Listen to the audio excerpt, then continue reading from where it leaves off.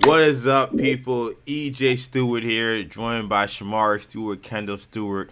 We are New Generation Media, and this is our episode 7 recap review of X-Men 97. This episode being Bright Eyes. I want to give a shout out to everybody watching us on YouTube, everybody watching us on Twitter/X. And this was an interesting episode. We do these recaps every Wednesday night, usually sometime between 8:30, 9:30. So we're dropping right now, getting this started here. X-Men 97, episode 7 review here on New Generation Media. You can find us on our YouTube page, New Generation Media. Of course, you can also follow our podcast network, New Generation Podcast Network. You can find that at Apple Podcasts, Spotify, SoundCloud, Stitcher, and TuneIn. We talk about superhero stuff. We also talk about X-Men, obviously, Star Wars, sports stuff as well. Me being executive producer of the Maggie Perloff Show on the Infinity Sports Network, where some of you guys may recognize me from X. So we're talking today, X-Men 97, episode 7, Bright Eyes. A lot happened in this episode. I think you're starting to see, kind of, perspectives and perhaps maybe allegiances kind of shift on the actual X-Men team given what happened in Genosha. We had the introduction to a brand new villain that has never been on the X-Men animated series or X-Men 97 up until this episode, though they have been hinted in previous episodes. And we see some confirmation of some very important things. Cable acknowledging Cyclops as his dad. Magneto is still alive, thanks in part to that new villain that we talked about earlier, and the fact that new villain also knows that Charles Xavier is out here. So this idea that Charles Xavier, nobody knows that he's alive on Earth. There is at least 2 people we know who do know that he's alive. So a lot happened in this episode. I'm excited to talk about it with my guys. So I asked Sham first. Sham, overall thoughts on Bright Eyes? This was quite the big episode, in my opinion. Yeah, another massive episode. A lot happens. I mean, just setting up for a heck of a finale, and it was very good. I definitely enjoyed it. Kendall, what are your thoughts? X-Men 97, Bright Eyes episode here. What were your initial overall thoughts on what we had here? Yeah, I mean, I echo what you guys said. I mean, this is one of the better episodes that we've had this season for sure. I think we weren't really sure coming off of the obviously the Remembered episode 5. We weren't sure what we were going to come into because last week obviously wasn't necessarily the aftermath episode of that. It kind of delved more into the Storm stuff and the Xavier stuff. This episode does tackle the aftermath, and it sort of feels like similar to how we talked about, the Motendo episode, and then, where we really didn't know where that fit into the timeline. This episode is similar in that I don't know how this is running concurrently with what we saw in the last episode. Is this happening around the same time? Is this happening? Right. We're supposed to assume there are some people that are assuming that the Xavier sequence where he sees Gambit and everything that's happening in real time, and that he's experiencing that in real time. So it's possible that this takes place a little bit after. Maybe this takes place during Charles' journey back to Earth, something along those lines. So there's a lot of ways that this could be playing out timeline wise. But regardless, very, very interesting, very good episode. So again, I'm excited to unpack it. Yeah, so this episode basically, and again, for those checking us out live right now, this is New Generation Media. This is our episode 7 recap of X-Men 97, Bright Eyes here. This episode is really kind of taken apart into, as most episodes are with X-Men 97 and X-Men the Animated Series. So you have your A-plot, which we could argue what's the A-plot. I would argue the A-plot is Rogue's kind of rogue journey, so to speak, no pun intended, to kind of get to the bottom of like what happened on Genosha and who's responsible for what happened in Genosha. We see that there's a Gambit funeral, which kind of lends into the B plot, which is the X-Men's recovery efforts in Genosha, that she does not take part in. It upsets Jubilee quite a bit. There's actually a C plot too involving Roberto as well. But there's an A bleed C here. Rogue does not take part in the B part because she does not show up to the funeral in Genosha. Excuse me, in at Expansion, and she doesn't show up to the funeral in Genosha. In fact, I'm not sure if the funeral was actually in Expansion or if it was in Louisiana. Who knows where Gambit's funeral was? But we know the X-Men were there. We know some of his Thieves Guild people were there. But Rogue was not because she was off to try to figure out what the hell happened. And she was on one. No question. She was obviously very upset by what happened, but there was no time to cry, no time to mess around. She's knocking heads. We see her going into army bases. We see her pulling up on the likes of Thunderbolt Ross, all to find out where Henry Gyrick are, where Bolivar Trask are. She's trying to figure out the people who will be responsible potentially for something like a master mold creation doing what they did on Genosha. It leads to quite an epic confrontation with Ross and with Captain America. That being a confrontation that we saw teased a bunch in some of the previous kind of trailers we got. We actually got to see that in person, and I'll say, I mean, Rogue was definitely she was the star of this episode. I mean, whether you take that part of it or even when they come together after they eventually, find Rogue and they kind of console her before they go to Madripoor to confront Bolivar Trask. I thought that the voice actress playing Rogue was phenomenal in this episode. I thought the dialogue between her and Captain America. This show has very two scenes I think that were epic when it comes to dialogue. That and then I thought Beast's conversation with the reporter as well. But Rogue's conversation with Captain America, I think really spoke to the heart for what a lot of X-Men fans feel about mutant issues that the Avengers don't seem to care about, or at the very least don't seem to put the same kind of energy they put into stopping, Baron Zemo or whatever. And Rogue really puts that on Front Street when she approaches Cap, and Cap is kind of working the mission, but as we see, he's only willing to go but so far in order to actually get the people who committed these atrocities on Genosha. Very fascinating. I'm actually surprised a little bit that Captain America was portrayed in that way, but I appreciate that they were willing to be that bold. Kendall, what do you think of Rogue's journey in this episode prior to, of course, her getting reunited with the X-Men towards the end? Yeah, so I mean, like you said, EJ. I mean, well, we've talked about a common theme that we've seen throughout the series that I think clearly has been a point of emphasis from that entire creative team behind this series is highlighting the strengths of a lot of these mutants that maybe we don't always see highlighted.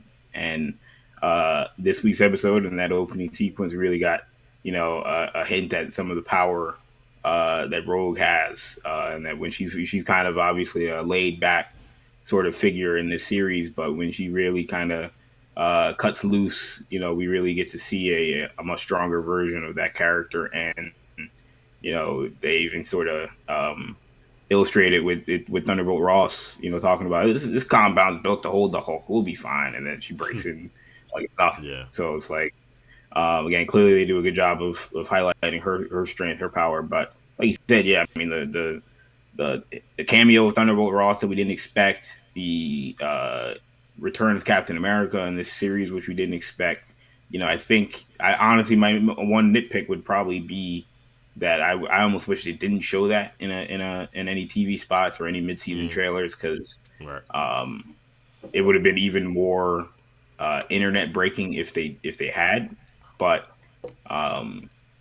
still, I mean, still was great. Josh Keaton provided the voice for Captain America, which is a little interesting casting there, but he did a very good job. And the Thunderbolt Ross thing is interesting, because with both him and Captain America, you say to yourself, what is the larger end game here? Because obviously Captain America had been in this show previously, but Thunderbolt Ross had not. But Thunderbolt Ross had been in the '90s Hulk series, obviously. Now I've seen some there have been some books that maybe have said that some of those other '90s series outside of Spider-Man and X-Men maybe aren't canon, and that those might be in different worlds, different universes, multiverse, whatever. But they clearly did use the exact same design for Thunderbolt Ross in this show as he had in the '90s Hulk show. So Right. they're not hiding necessarily from the idea that this is the same guy or that it's inspired by the same character. So it does make you wonder what the larger universe looks like in this world.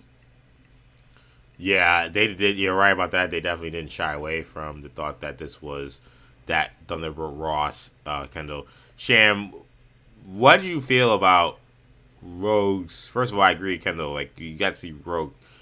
That was really smart how they kind of established how strong she was by having Ross say, "Hey, like, this is a prison that is meant to, like, keep us safe from the Hulk. Like, there's no way that, like, some, like, second rate mutant is gonna come in, and Rogue just comes in pretty easily, showing you that she's not second rate to any degree." But what did you think of Rogue's conversation with Captain America and how that played out? Because again, I think that was definitely one of the big moments from the episode. Not necessarily in terms of like moving the story forward in any way, but I think we're talking about world building. I think we're talking about where the show's going in the future. That really laid out again a very real conversation about where other heroes should stand when it comes to the issue of mutants. And here you have Captain America, who again, he's not ignoring it. Like, he's working the case. Like, he's like, yeah, I mean, this guy killed a bunch of people. Like, I need to probably figure out what the hell's going on. But again, when it came to like going the steps that he knew it would take to get to Gyrick, he was like, I'm not coming up with the US of A on my chest, blowing up people in Mexico. I'm just saying I can't go that far. And that kind of presents Rogue to be like, well, like, if your hands are tied, I guess you won't be needing this. her throwing the Captain America shield across the mountains, which is one of the awesome moments from the series so far. What do you think, kind of how they played the dynamics of where other heroes lie, and particularly the Avengers lie, with the X-Men? Cap says his friend, so I assume he's talking about the Avengers there. What did you make of that conversation? I thought it was awesome. I thought it was a great moment. I thought it was an awesome cameo. I agree. EJ is interesting. It was a little surprising to me how they portrayed Cap too. I mean, Rogue shows up and I believe she immediately calls him America's top cop or something like Yep. that. So I'm like, he is not like law enforcement. And even in the MCU, he was portrayed as almost like anti-law enforcement, particularly in Civil War, when he was like on the run and he was like, the law enforcement was going after him. Right. He was not law enforcement, so it's very, It shows you the now, perspective that she has.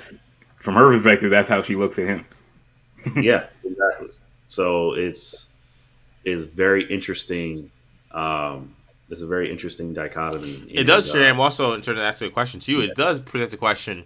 Again, I know there's an X-Men show. I don't want to make us run to like what future shows are going to come up or anything, but it's a good point you make that, like, you're right. Like, she presents Cap as the top cop of America, and to Kendall's point, I mean, like, that's her perspective. But it does make me wonder, where is Cap in this situation? I mean, our if I remember correctly, our introduction to him in the X-Men anime series is a flashback episode.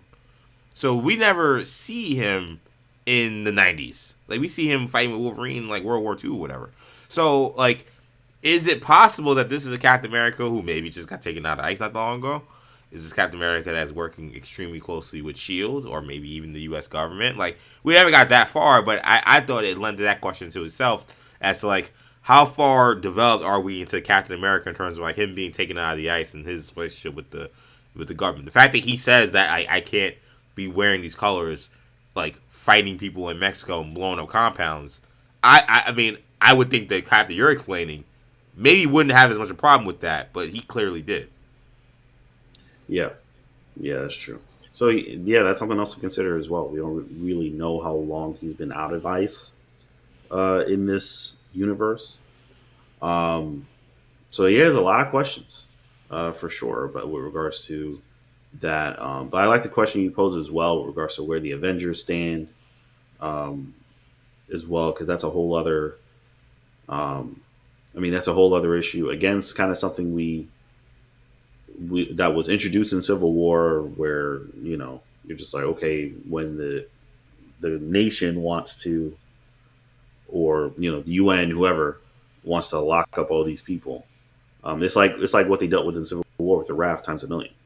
With the mutants. Where they're just the enemy and the whole Sentinel program.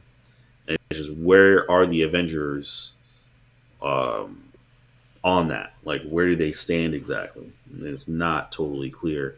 So it's not, I agree. I think that's Particularly, something that will probably get introduced later on. and particularly this notion or this aspect of clearly tensions are boiling over right now between humans and mutants, Yep. and where are the Avengers, a hypothetical Avengers.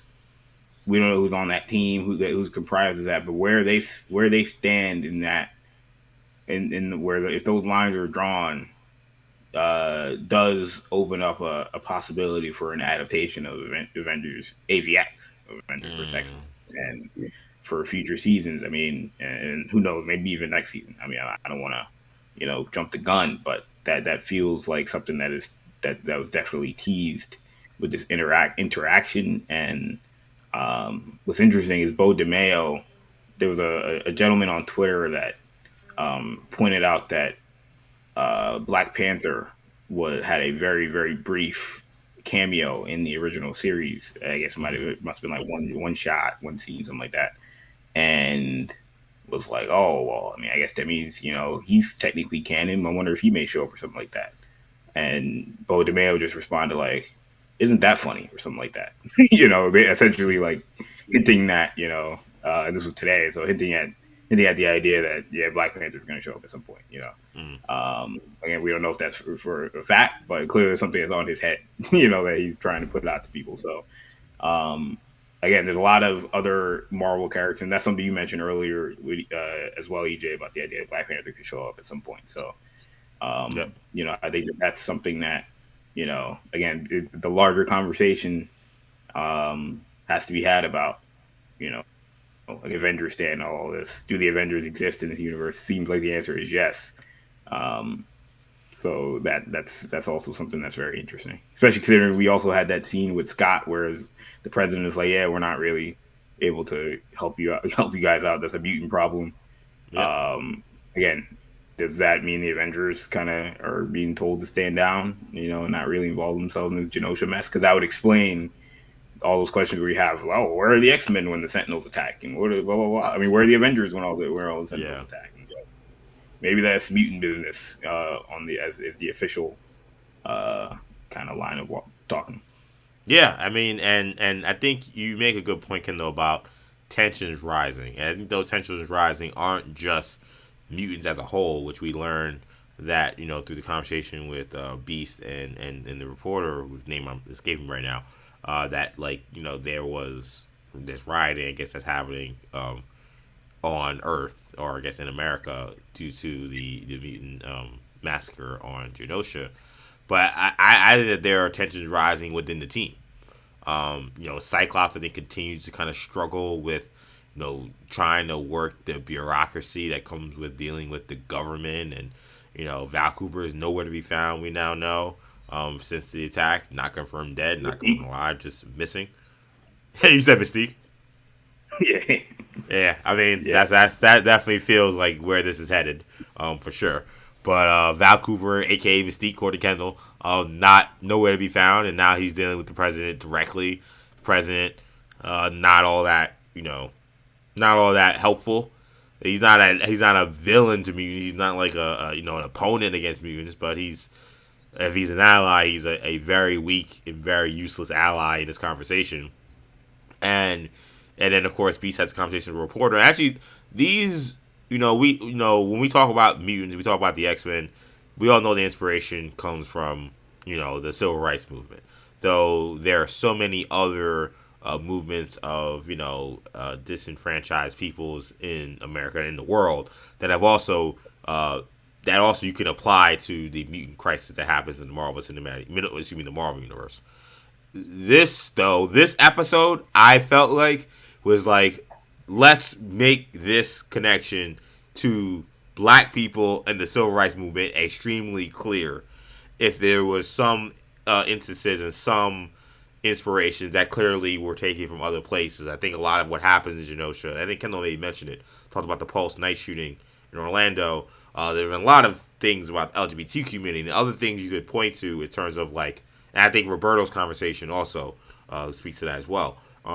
Other people who are oppressed or again disenfranchised in this country, between Scott basically saying, hey, if these people didn't look like mutants, I think you guys reacting very differently, which I thought was very interesting because there's a whole conversation about like, I saw on the internet like, kind of making jokes about Charles Xavier and like, how the people he usually puts forward and the people he usually promotes for the mutant cause are usually people who don't look like mutants. They look like they could be humans, and we see the people on Genosha and the mutants on Genosha, and they look like all different kinds of folks. Obviously, they're not people who are in hiding in any way. And I thought Cyclops actually speaking to their appearance, I thought was something that I did not expect, but I thought was great. And then Beast, of course, having the back and forth to the reporter, who when she brings up the rioting, he's like, well, he made the Martin Luther King quote, rioting is the act of the unheard, which is me paraphrasing that. And the reporter pushed back, well, people don't want to feel unsafe, people don't want to feel like they're threatened by the very thing that you're saying isn't a threat. And then he goes off. He's had enough. And I don't know how you guys felt, but to me, I'm seeing the setup for what is probably going to be in season 2 different X-Men teams. Between how Rogue is handling things, how Cyclops is handling things, how Beast is handling things. And then we see, and we'll get to what happens in the episode, we see how Morph responds to Rogue handling things in a certain way. And how he clearly didn't. Yeah, guys had it coming to him. Yeah, I mean, I think that for a team that has been so much into they're they're kind of like that basketball team that has bought into the vision of how to play the right way, and now because they're taking some losses, people are starting to look at the stat sheet saying, hey, why am I not getting these numbers, or maybe we should be doing it this way, maybe this guy should be getting more touches. That's what I see from this X-Men team. I see an X-Men team that is fracturing, perhaps should I say the word schism happening, and I wonder, Sham, if we are seeing maybe we're gonna see a split soon. The Gene Scott relationship isn't what it used to be, though. I think this was as close as they've been since Gene came back. People are fed up, as they should be, with what's going on, and I think that it could cause a big fracture here. Drew Blee's mad at Rogue for not showing up at the funeral. This team is not in the greatest shape right now. Yeah. I mean, I know it'll be interesting to see how things turn out when Charles shows up. I don't think it's gonna be much better, Sham. He told them they were dead. He was dead. That's gonna make things worse. I think when he shows up, they're gonna be like, "Where have you been, fam?" And he's gonna tell Marvin with Lilandra also. That's not gonna go well. Which is why I think we're gonna see a fracture. Yeah, it's gonna be very interesting to see. And I was even more thinking along the lines of him just not being okay with a lot of things, like Rogue, how Rogue is handling, how Rogue let the guy, fall off the roof, and a lot of other things. He's not going to be okay with how, we talked about some of the things that Beach was saying, which is very quotable, by the way, very deep. What he was saying. We've seen multiple different, not to cut you off, Shamari, but I was just going to say, we've seen multiple different, X-Men, talk about how Magneto was right. How many people have said that at this point? Yeah. I mean, I suspect that Magneto is going to have a faction. Not another Brotherhood necessarily, but it's like you said, EJ, it's going to be very fractured. Because we're already seeing the lines being drawn already. Beast just straight up said maybe Professor X was wrong. Maybe he was wrong. Yeah. He just straight up said that. So I suspect that that's where we're headed. I don't think we're gonna go the Krakoa route of Professor X realizing he was wrong. No, we're And we're away from that. I think. yeah, I don't think we're going down that road, um, but I think a split, a kind of a split X Men is seems to be the direction that we're going. And on the Genosha front, we see the X Men doing relief work there. I think Cyclops doing a really great job of just like kind of making it a point to be like, hey, like we need to show that the X Men aren't going nowhere and that we're here to help out in any way we can.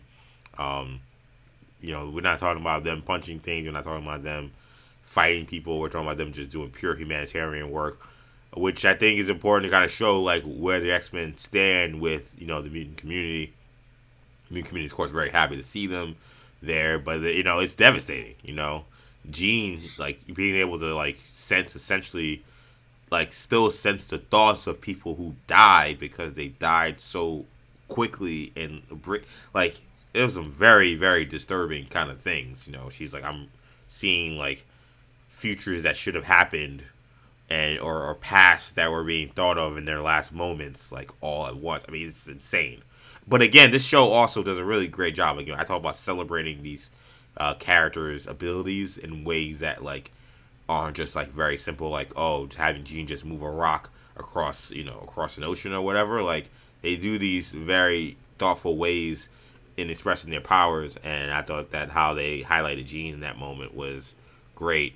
Um, she was able to spot Emma Frost, who we see goes diamond form for we now know for the first time ever, which I actually thought was smart because we've seen Emma Frost in this show before never do that. So I think it was smart to be like, oh, this is the first time she knows that she can actually do this. This is not part of her abilities. So the fact that Emma Frost survived is obviously great news for I think anybody who's an X-Men fan, because anybody who's an X-Men fan knows Emma Frost is what's best for business, as a Triple H would say.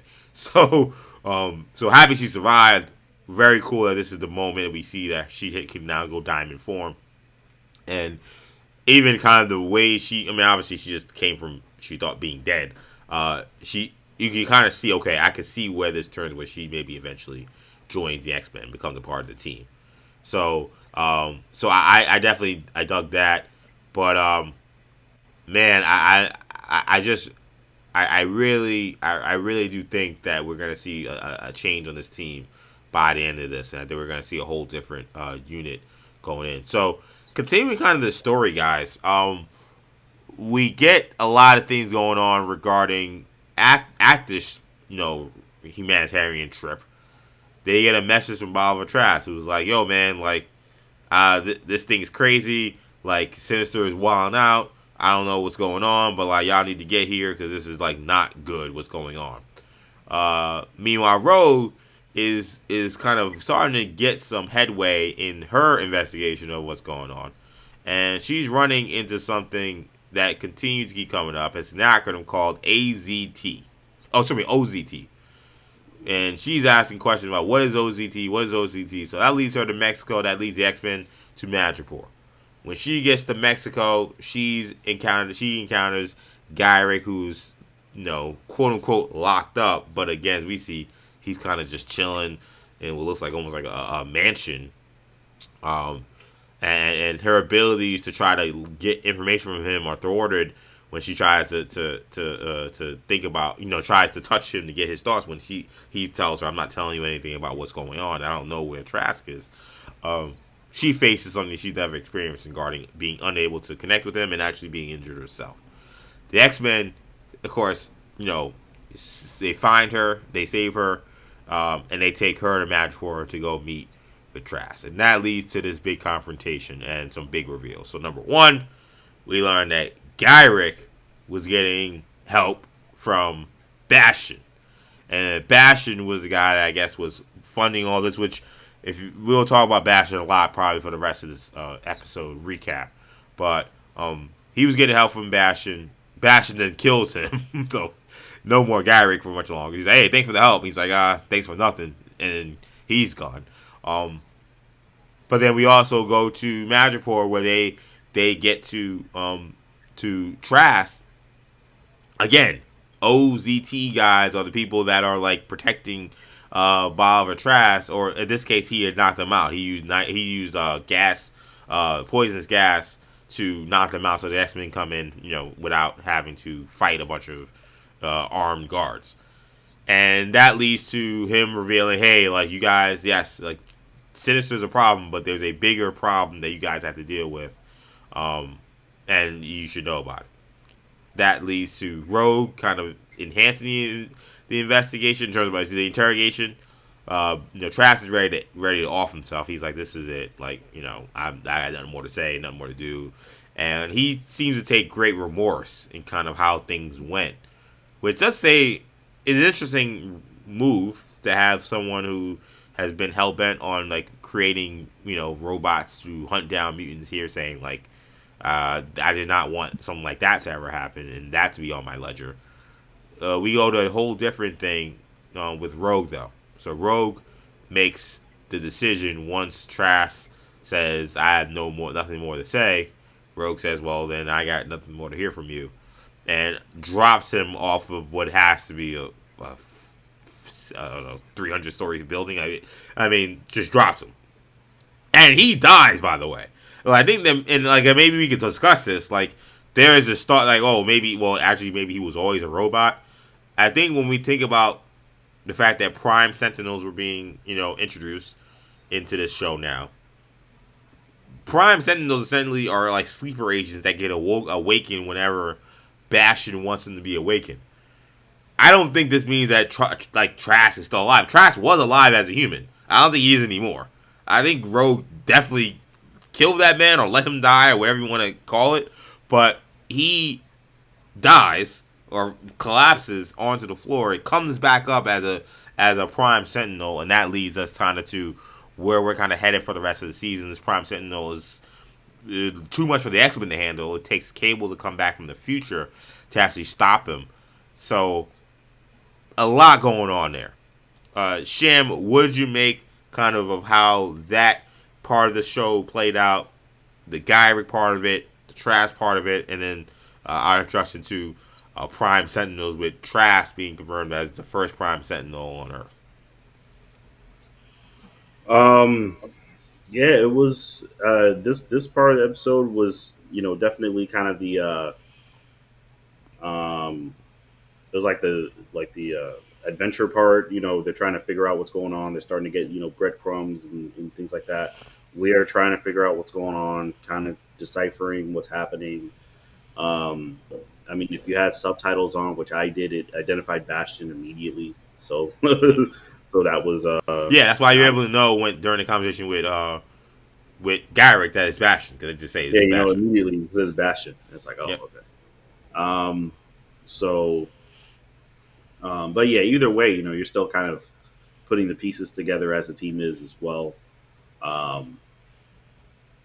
Yeah, I mean, honestly, that sequence with Trask was very intense.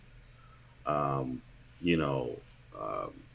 it was just crazy. I agree with you, EJ. I do think he died. I mean, you heard the thud. You hear the thud. Like he just drops, you hear the thud. And I don't think he seemed to show agency, and I don't think he was like a robot already. Like he seemed to he was concerned and wondering if he should jump. Like he was like a person still. So, so yeah, he died or at least was like as close to dead as you can be after having a fall like that before being awakened into this Prime Sentinel. And man, and that whole fight with that Sentinel was crazy too. That was an amazing action sequence again, as we seem to get every episode. Yeah, it's just a crazy storyline, honestly, just with these futuristic Sentinels, which I'm sure people that read X-Men comics are very familiar with. But it's just setting us up for a pretty intense, pretty epic Sentinel arc with the X-Men fighting these Sentinels, and kind of showing that Sentinels aren't just big goofy purple looking Megazord guys that just get thrown around or get their head cut off by Wolverine or whatever in the original X-Men show. Like, no, these are pretty scary things going on, especially when you add futuristic technology in the mix, and also Cable showing up was kind of a whole other monkey wrench that kind of just it was a nice moment, but something that I definitely didn't see happening in this episode.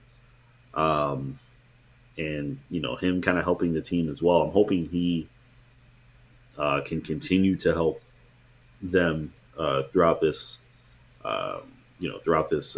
situation as well. But yeah, it was a very exciting sequence. Disturbing seeing Rogue just let him fall again. I think we're going to see repercussions for that. But yeah, just really an incredible action sequence, and I'm excited to see what else is going to happen with these Sentinels, these futuristic Sentinels.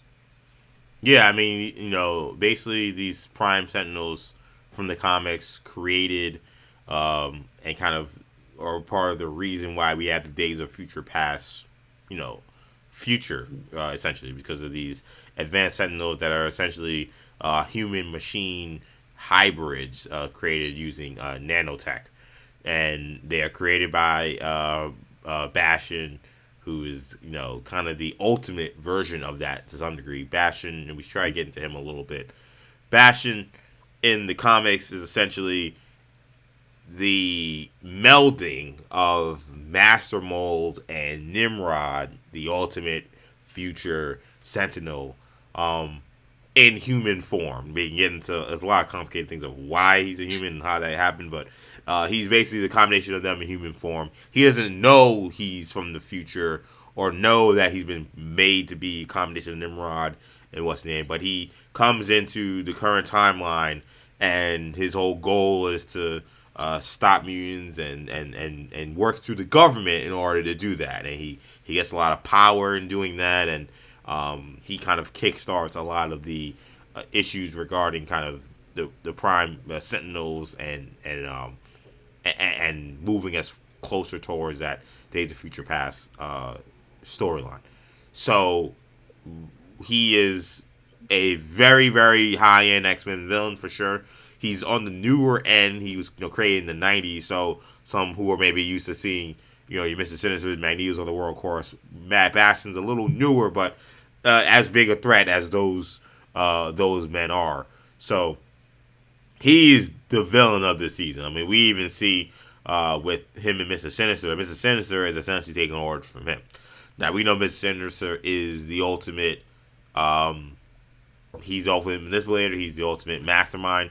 So could he be acting like he's being played, but still be playing Bastion? Very possible, because Mr. Sinister is great at that. But Mr. Sinister, like in this case, he made in this scene with him, he makes it very clear that he's working with Bastion, and working for him essentially. We don't know why that is, but I think we'll learn that in these last 3 episodes, which is going to be this 3-part finale. We also learn that Bastion has kept Magneto alive. Magneto is not dead. We never saw a body confirmed, which I think made everyone think, well, Magneto probably alive. Especially since they made a whole big deal about Gambit's body being shown. In the beginning of this episode, we have a casket and a burial that happened, so we know this Gambit body and everything is indeed dead. Magneto is alive, and Bastion, is giving him a clean shave, and he's doing all the kind of evil genius things you'd expect from someone like him, while also, as we see in the episode, monitoring the fact that Charles Xavier is still alive, and that Xavier. And what I thought was interesting in this, and this was actually, I think this is when he's talking to Sinister, the fact that Xavier's alive, is him and Sinister act as if like the X-Men know Xavier's alive and they're lying to people. They're not acting like, oh, like Xavier lied to the X-Men, because he did. Like, Xavier lied to the X-Men. I actually saw an interesting breakdown, or not breakdown, but a take on it that I think is probably true, and I'm wondering how the X-Men will feel about it. Like, Lilandra kind of lied to the X-Men, because I watched that last episode of X-Men animated series. Like, she made it clear that, like, oh, he has to come here not to, like, yes, to save his life, but not like, oh, he's going to be the same again. It's like, oh, to, like, keep him alive, and, like, any chance of him, like, even be able to be, like, something that's not a vegetable is him being with us. And now we see, like, that's not the case. Like, Xavier's walking around, chilling, like, he's, like, like, nothing's wrong. So Lalandra lied to the X-Men as well, being like, and we know she has a reason to lie because she's in love with Charles Xavier, and we know that she wants to keep him around. In fact, she was going to let him get basically lobotomized in order for him to forget about the X-Men. So like, there's a lot kind of going on with even just like that arrangement. But even the way Bastion and Sinister see it, they don't look at it as, oh, Xavier is just like out here, like he doesn't, the X-Men don't know that he's alive. They're like, yo, like the X-Men told the world that this man is dead, and like he's out there in space just like having fun basically. Which is gonna add another wrinkle, I guess, when Xavier comes back. But a couple of things. Obviously, Cable returns. He's the only way they're able to stop the Prime Mutants because he has the tech to do it. Beast, who's looking at the specs on these things, is like, yo, this stuff is mad futuristic, like nothing from our timeline. And and of course he has the conversation with his dad, which he wants really nothing to do with. He's just like, look, we don't got time for this. We got our world to save, essentially. But it kind of leaves a couple things on the table. One, obviously, the kind of basic, like, this is the fight, maybe to save Cable's future, and the future maybe that Bishop also lives in. There's days of future past that could be coming. There's also the thing that a lot of people are pointing to. If you're talking about making a big event, you're talking about this being a 90s show. Is this the beginning of an Onslaught storyline? You have Magneto captured. You got Bastion now aware that Xavier is alive. Xavier on his way back to Earth. Could there be a situation where Bastion is going to be the reason that Onslaught is created? Because he makes it clear that what happened on Genosha in his eyes is like his play. Like, we have a much bigger goal than even that, which is very scary. What could be a bigger goal than the genocide of a whole country? Onslaught, probably. Like that's where you would probably go. Now, I'm not saying that's exactly where they're going, but people who have watched this episode, and me included, thought this could be where they're going. Any thoughts on kind of where this story could be headed, Kendall? Yeah, no. I mean, I mentioned the Onslaught thing last week, Yep. when they didn't show Magneto, and we thought it was Sinister, obviously. And, when you think about Sinister and you think about Sinister's background in genetics, and you've already seen him make a clone already with Jean Grey. Is not, and we knew that Professor X was coming. You're thinking Sinister is behind all of this, and you're like, oh, I guess he somehow was able to lure Professor X out of hiding. And it makes you wonder now if that was all Bastion. I mean, we know it was all Bastion, but it makes you wonder if he had the same game plan in that regard. And that he's sort of playing coy about the fact that, oh man, who knew Charles Xavier was still alive? That's crazy. Yeah. How did he know that? Interesting. But and I do wonder, because I thought last week, or I was like, maybe Mr. Sinister knew because of the Madeline Pryor stuff. So I wonder, obviously I don't know how in her head he was, but I mean, he's not like he's like some super telepath or anything like that, but I just find it interesting that he didn't know through like Madeline Pryor, because that's the thing, is that the X-Men knew he didn't die by the hands of Guy Rick or any of these guys. Like they knew that there was something else that had happened. They knew he wasn't assassinated. They knew he was sent to a different planet. Right. So I guess in that regard, they are lying to the people, but they've gotten no word from Lalandra or the Shi'ar Empire that, hey, homeboy. Yeah, they don't know his status.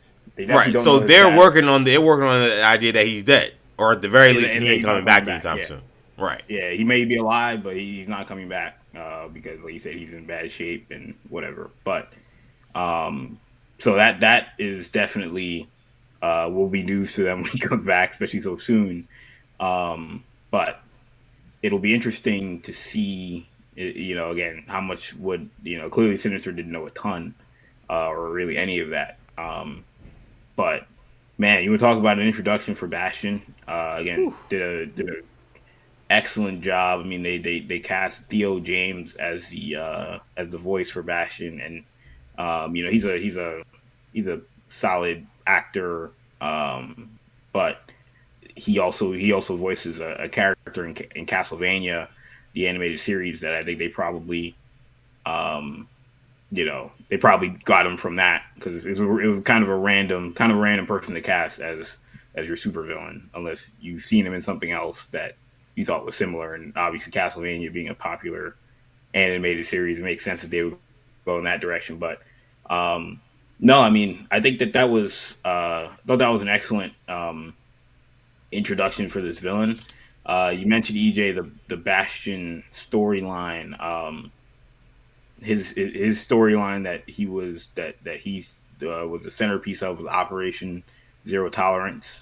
Obviously, where we get the OZT on everybody's on the military garb. Yeah. And the interesting part you mentioned, he was introduced in the 90s. The OZT storyline debuted in 1997, and Yep. so gives you sort of the over piece for when you see sometimes he's named and you're like, what does X-Men 97 mean? And you think too, oh, well, I guess the show is where the show would take place, is where it picked up. But they added multiple layers to that when you consider that is when this storyline debuted. So I And the mean, again, Operation Zero Tolerance storyline happened literally like right after right Onslaught. after Onslaught. Yeah. So this could be their way to remix this, especially because, I mean, Onslaught's not a good story. I think Marvel vs. Capcom fans keep Onslaught close to our heart because it's such a great video game. The comic book itself was very disappointing and very kind of all over the place, and a lot was like retcon almost immediately because of the comic book and its ramifications. But like this could be their way to try to make this better. Like, because this is a show that is very true to the comics, but they do a good job also of upgrading stories or making stories work within their storyline. This could be their way to do that. I don't know. Like, I don't think there's a coincidence that they're going Operation Zero Tolerance with Onslaught being so close in timeline to it, with this obvious illusion to me that perhaps this long game for Bastion is for some reason to keep Xavier and Magneto captive at some point. He's trying to keep them captive. Yeah. This is a guy that's all about creating ultimate, forces of destruction. It doesn't get much worse than Onslaught. Yeah, 100%. Yeah. Yeah. I mean, it would definitely seem to that there's definitely some smoke there, I would say. I mean, he's keeping Magneto, right? We know we have Magneto. Um, why is he keeping Magneto? This is, I mean, that's an obvious, like, very large question. And we know he's also keeping tabs on Charles as well. So we know he's looking at them both. I mean, that would seem to point to Onslaught, um, possibly. And we know he's a villain. And he's from the future, so he has all kinds of crazy future tech. I mean, so I definitely think that's a possibility. I would probably rather see the more of the Days of Future Past type story, personally. Now, of course I didn't like read Onslaught, so I guess I don't know like how good or bad it is. But just in terms of what I'm more interested in seeing what happens with these Sentinels, seeing what Mm. happens to the timeline that Cable's from, that Bishop's Yeah. from, and getting more information on that. Those kinds of stories just always hit home for me. They always work for me. So I'm very interested in seeing where that goes. That's a good question. Like, on the one hand, I see what you're saying, and I think you'll probably be right. I think the fact that they keep showing us Nimrod in the preview, they did it again this week, Yep. tells me that I think we're probably leaning more towards a greater exploration of like Days of Future Past. But we've already done Days of Future Past on this show. Mm-hmm. It was in a much smaller dose, and I think perhaps maybe more of this will be continuing to kind of stop that future from happening, as opposed to like kind of going to that future. But we've seen that explored. I would love to see them give Onslaught a shot. I don't know how popular or unpopular that would be. I think it'll be polarizing because there are a lot of people who love Onslaught. I don't want to make it sound like everybody hates it. Like, again, if you played Marvel vs. Capcom, I think there is no a fan of that game who doesn't love Onslaught. There are fans who read comics and things who like the Onslaught story. You know, it's part of their childhood. It's part of their formative reading. I think that there's also a lot of people, of course, it was an extremely controversial book when it happened, and it's extremely controversial now still. So, and I think in fact the game actually helped the legacy of the story arc, the story arc. I would love to see them give it a shot just because of how whether you like it or not, it's iconic. It's infamous. Like nobody who follows the X-Men doesn't know Onslaught. Has not heard about Onslaught. It's just it is one of the it may be the first like real X-Men story that became like a full Marvel crossover. Like, you know, before there was House of M, there was Onslaught. So if you love the X-Men, again, you kind of know what this is. I I would love to see them give this a shot. They're gonna have to fix a lot. There's a lot that they can't do. But we mentioned earlier about like the Avengers' place in this universe. This could be your way to get more of that. We saw Captain America, of course, in this episode. Like the Avengers are in Onslaught. The Fantastic Four is in Onslaught.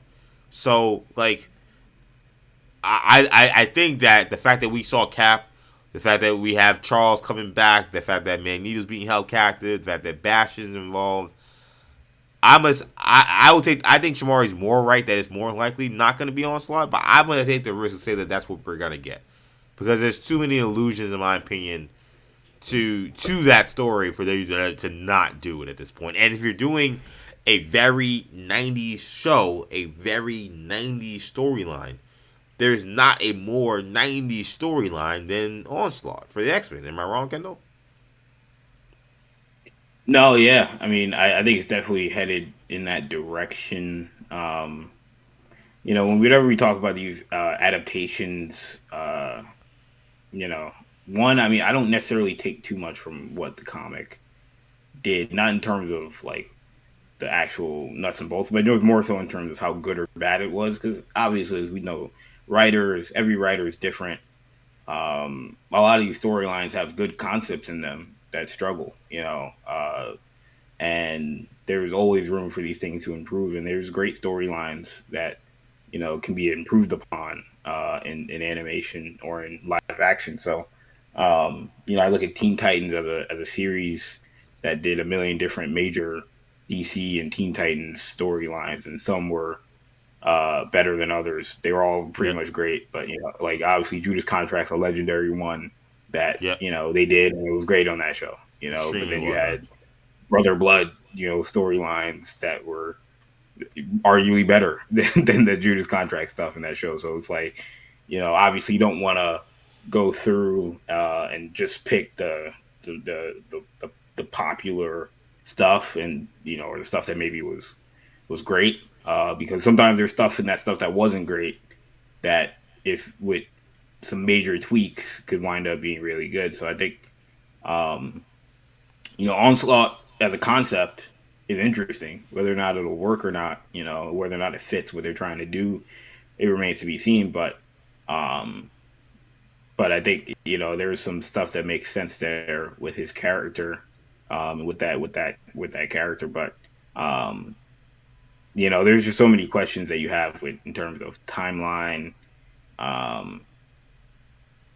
Obviously we have this Magneto. How long has this Bastion been playing this long game? We've seen the pictures of him with Forge in the background. Yep.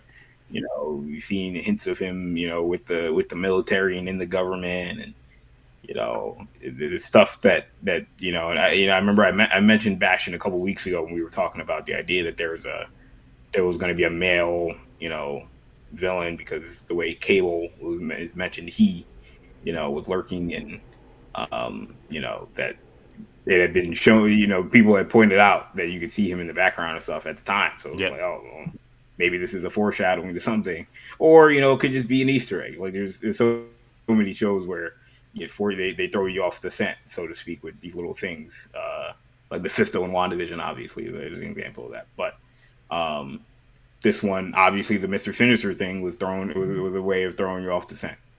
So I don't know. It's interesting. And like I said before, man, with Sinister lurking, he's so cunning, he's so crafty. I still would not put it past him that somehow he making it seem like he's being puppet mastered, but he's in fact still the puppet master. But no question in terms of how the show is playing, they're gonna play it straight here that Bastion is the main villain. Smart job by them for pushing that it's gonna be Mr. Sinister's the main villain this whole time, which I think we all accepted because it's like, well, Mr. Sinister has been a big villain in the show for a long time, so it makes sense. But then in some ways, it's like, well, we've already done a lot of Mr. Sinister. What other Mr. Sinister thing could we do? Here, it's interesting that we're doing this, and now Bastion now being presented as the main villain. I go back to that episode that we had of Mr. Sinister with the Goblin Queen, and like that's why I'm still like, what was that about? Like, it's just something doesn't seem right even about that episode still, and I think that episode is gonna play into whatever's gonna happen here, whether he turns on Bastion or something, because his goal was to create the perfect mutant, and it failed. And now Cable is like the guy that's, in theory, maybe going to thwart this whole plan of him and Bastion's. But it seemed like it kind of failed kind of easily. Like, and part of me is like, did he want it to fail? Like, I don't know. I think that episode and the creation of Cable, like, I think that is also going to play a massive role in how any of this plays out. I just think that he's the guy to keep an eye on. I think that something doesn't make quite sense. I don't think it's a story thing. I think that there's another shooter drop that perhaps we're not picking up on, because his insertion in this still feels odd. It feels like the one thing that like doesn't quite belong until we learn more. No, yeah. I'm basically just going to agree. I mean, we know we have a 3-part finale coming up. There's a lot of storylines that are going to be tied up, so I think his is probably one that will be tied up. Tolerance is Extinction are those final 3 episodes, part 1, 2, and 3. Of course, in hindsight, Tolerance is Extinction, we should have absolutely known at that point that Bastion was going to be the main villain. In hindsight, but you know, the way the show goes, you never know where they're going to go with this stuff. So let's give a final scores here for X-Men 97 episode 7 review here. Bright Eyes, I'll go to Sham first. What are you giving this episode, scoring this out of 10? I'm giving it an 8.5 out of 10. Very solid episode. I enjoyed it. Great action, moved the plot along a lot. We got big reveals. We got Easter eggs. It had just a little bit of everything that I wanted to see, you know, which has been a very common theme of this show from the beginning. Honestly, I was thinking while watching this is the first thing I think that's reminded me of those like Marvel animated DVDs that they would come out with, like the Hulk versus, the Avengers, the Ultimate Avengers, and those other, like, this is the first like thing that's come out that's reminded me of that from Marvel. You know, it's a very, very high quality. Like, those were high quality. This is very high quality, taken very seriously by the creators. You know, I'd love to learn more about the team that worked on this, and their thought process behind it, the things they have planned for the future and everything, because this is really good. So, you know, definitely kudos to the team working on this show. But I give this episode an 8.5. Yeah, it's funny, Sham. I saw, I think some of the creators on the show, and they were asking, like, what is the goal of this show? And I think, you know, it's always a joke now to use the community line 6 seasons in a movie, but I think that's what they said. And they do feel like this is something. I think I talked about it last week. Like, this is, or maybe I was talking about it off air. Like, I feel like, yeah, I was talking off air with our dad, and I feel like this show absolutely, to me, sets up itself to eventually be a movie potentially, if that's where they want to go. I don't know if they want to do that, but the idea, like, think about like Dragon Ball Z, all the movies they did. I think about also, of course, the success of Spider-Man Into the Spider-Verse, of course, and Across the Spider-Verse. Like, could you make 2, 3, 4 seasons of this show and then say, hey, we're going to do a big movie with these characters as well? I think that would, I mean, I think that would do great numbers because the way people are talking about it, the word of mouth of the show already. You go 4 years advanced, you're still doing this quality work. You absolutely can get something like that done. So that would be something I would think about here. Kendall, what would you give this show, X-Men 97, episode 7, as a score here, episode review? I'm gonna go 9 out of 10. I think this is an Cool, episode 9. that had a lot of great moments. It didn't, while it wasn't super action packed. I think that a lot of those slower moments just were really good. I think there are a lot of great sequences that we mentioned the road sequence. You mentioned the beast scene earlier. He reminded me a lot of the Fillmore scene where he's like the chicken was dry. That reminded me a lot of that. Where like, damn beast. But Yeah. there were a lot of great, a lot of great moments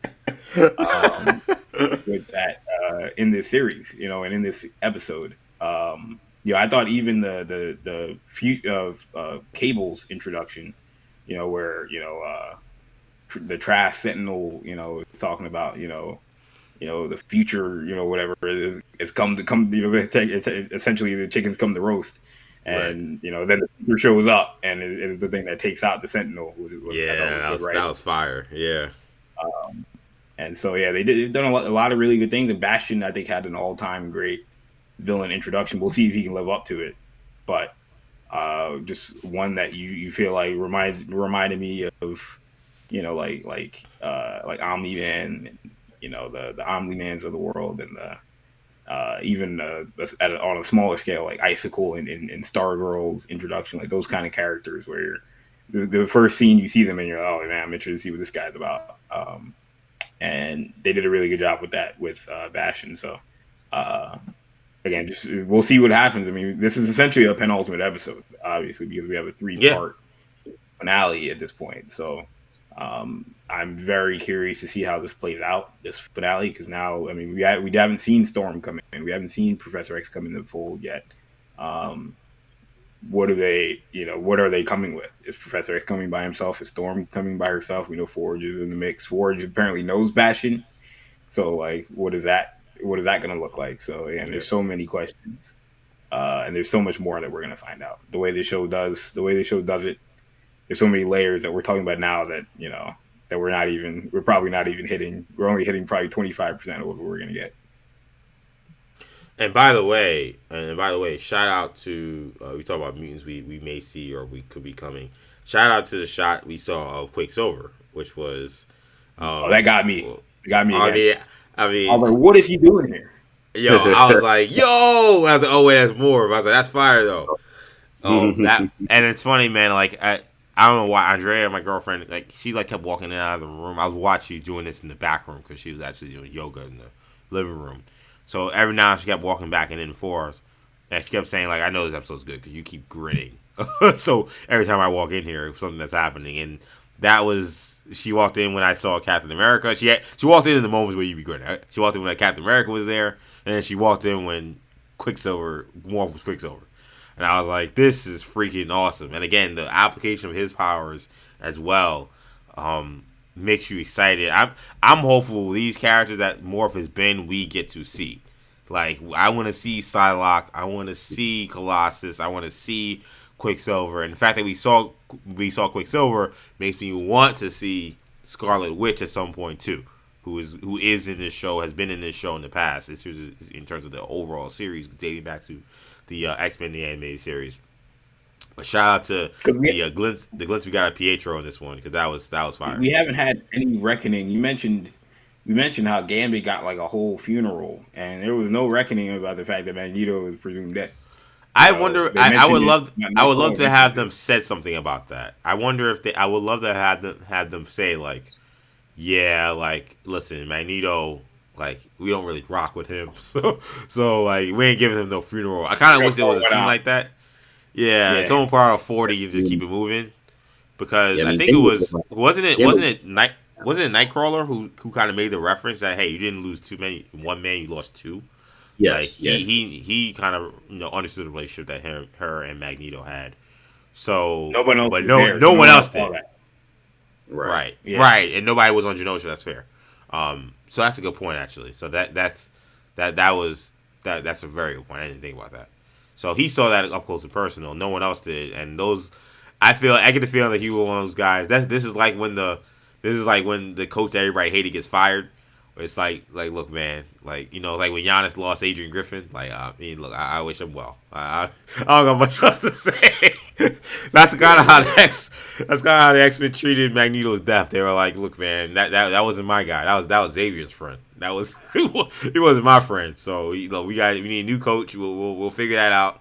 But we're very upset that this other guy got traded, though. We're very upset that Drew Holiday's off the team. We're very upset about this. Adrian Griffin, all right, well, take care, buddy. That's kind of how they treated it. So my score for this episode is funny. I was kind of dancing between 8.5 and 9. And after listening to you guys, not to say that Kendall's right or wrong, both of you guys make good points. I'm going 9. I think I'm going 9 because I think Kendall made a good point about the moments, the slow moments were so excellent that I think that boosted what should have been an 8 to a 9. A random beast conversation to a reporter is like this awesome moment. Finding a survivor and it being Emma Frost in diamond form is an awesome moment. This Captain America conversation that could have went one of a million ways probably goes the best way you could have hoped in terms of like just interesting dialogue, interesting kind of world building, interesting like where things stand with the X-Men and other heroes in the Marvel Universe. Thunderbolt Ross's appearance and how they use that to kind of explain Rogue's power and how powerful she can be when she gets this angry. Like, those moments in itself were so good. And then when you combine that with how they moved this story forward in a way that was very far, but not, this episode was not fast. Like, this episode, I wish was longer because I felt like it was maybe the best paced episode. There are a lot of episodes where sometimes I feel like, man, like this show is good, but we're going at a breakneck speed. This one did not feel that way. No, there was no rush for anything, and I think it was because these slow moments, they really earned everything that they got. So I think that bumps you up a grade, in my opinion, when I think about the landscape of this score. The fact that they moved the show that far along without making me feel like I was in a NASCAR Talladega 500, like that tells me a lot. So I'm gonna give this episode 9. This was an awesome episode. I'll probably watch it right after we're done recording this episode here, this live stream here. But fantastic episode, man. This finale, 3 parts. I mean, this is. I'm trying to think of the other. We love animated superhero shows. I think we may have watched every single one that's come out since we've been born. Like that's how much we love animated content. When it comes to superhero shows and movies as well. If as long as they're good. Some that are bad, maybe we didn't watch, but I think we've given at least everyone a shot. I feel like I can't think of a more anticipated finale of a show that I can think of that I'm really thinking about. Like maybe a Young Justice season 1, maybe a Justice League Unlimited series finale. Like there are a few I could maybe put in the conversation for finales. This is up there with any other animated series finale I think I've ever watched in terms of like my anticipation for this. This is going to be epic. And I think what adds into that is because of how well the writing and how serious the writers are taking this show and every little detail. There are plenty of great shows where like you talk about a Young Justice. Obviously the writers are serious in that. Obviously the writers are serious in Justice League Unlimited or Spectacular Spider-Man or Teen Titans and all these shows that are great, but it feels like every single frame in this show and every single little detail and nuance is nuanced and is thought about to a level and a degree that I'm like, I have to see what they're setting up. I mean, it's Invincible is a show that is in that kind of conversation as well. The show that just did a really good job of like climaxing to a point where you're like, oh my god, what's gonna happen next? But like this show takes that model and like there was talk that DC wanted to make the My Adventures with Superman show like that, in terms of making it like invincible. And I feel like this show is closer to that in terms of just the intensity and the breakneck speed at which it goes. And so yeah, like you said, you have to ask yourself what happens next. And not to look ahead, but I'm hoping that we get like a look into season 2 at the end of the series, because I'm already like excited for that.